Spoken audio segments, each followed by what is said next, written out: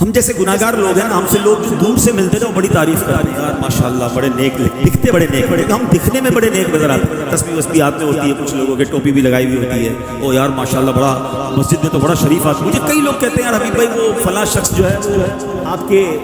بیان میں آتا ہے یا آپ کے پاس نظر آتا ہے تو ہمیں رشتہ کرنا ہے، تو بندہ وہ لڑکا کیسا ہے؟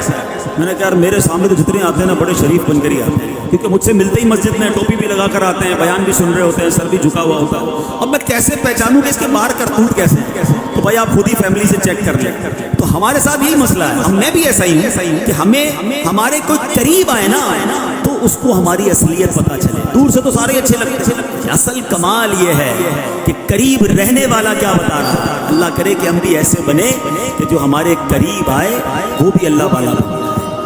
ہمارے اس کا آسان جواب ہے، ہم سے بعض اوقات باہر محلے والے نمازی وغیرہ دعا کرواتے ہیں، کبھی گھر والوں نے دعا کر دی، ماں کہے بیٹا بیٹا دعا کر دینا، بھائی کہے بھائی جان ذرا بیمار ہو دعا کر دے، یا جس طرح کسی نے کچھ ہمارے سے ایسے لوگ ہوں گے جن سے باہر والے دم کرواتے ہیں پانی پر، کبھی گھر والوں نے کہا کہ بھائی جان ذرا دم کر،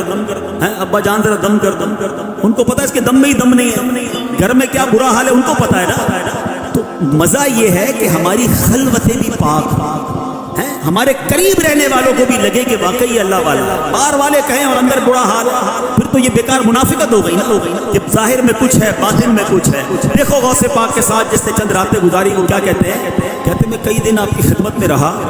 راتوں میں میں نے آپ کا معمول یہ دیکھا کہ تہائی رات 1/3 غوث پاک نفل پڑھتے تھے، پھر ذکر و اذکار میں مشغول ہو جاتے تھے، پھر کچھ عرائض و وظائف پڑھتے تھے۔ میں نے اپنی آنکھوں سے دیکھا کبھی آپ کا جسم کمزور ہو جاتا، کبھی صحت مند ہو جاتا، کبھی میری نگاہوں سے غائب ہو جاتے، کبھی پھر تھوڑی دیر بعد آ جاتے، قرآن کریم پڑھتے، یہاں تک کہ رات کا دوسرا حصہ بھی گزر جاتا، پھر طویل سجدے کرتے، اپنے چہرے کو زمین پر رکھتے، تہجد ادا فرماتے اور مراقبے میں رہتے، یہاں تک کہ فجر تو ہو جاتی، نہایت عجز و نیاز سے خشوع و خضوع سے دعا مانگتے، اس وقت آپ کو ایسا نور ڈھانپ لیتا کہ آپ نظروں سے غائب ہو جائے۔